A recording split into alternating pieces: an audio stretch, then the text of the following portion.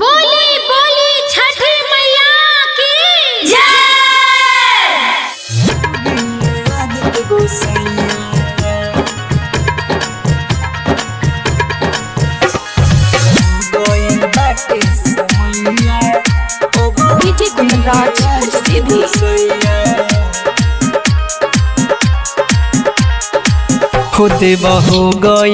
हो देव हो गईल देव हो गईल बाटे समैया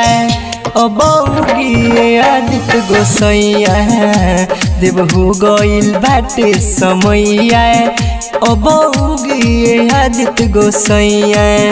काहे कोइले बनिया जो तेरी राह देखता सभे तिवैया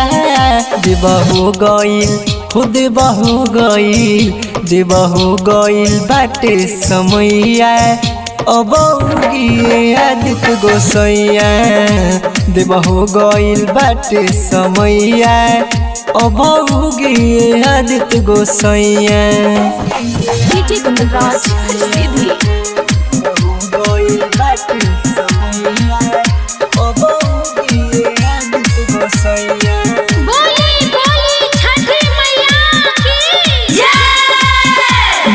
अगले के गंगा जी में ढुकल बनी हम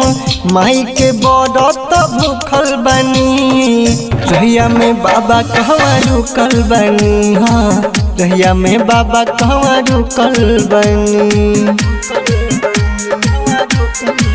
खुद बड़घले के गंगा जी में ढुकल बनी हम माई के बड़त भूखल बनी रहिया में बाबा कहवा रुकल बनी हाँ रहिया में बाबा कहवा रुकल बनी रोई थर थर कापेला दहिया के हरली हमरो बलैया देव हो गईल देवा हो गईल बाटे समैया अब उगिए आदित्य गोसैया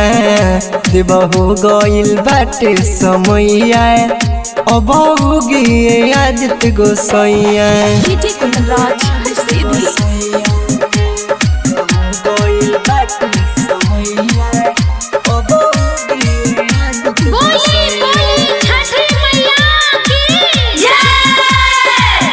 रउआ उगे के असरा लगवले हई हम थोड़ा ज्यादा सब कुछ जुटवले हई पहला बेर बरत उठवले हई ये बाबा पहला बेर बरत उठवले हई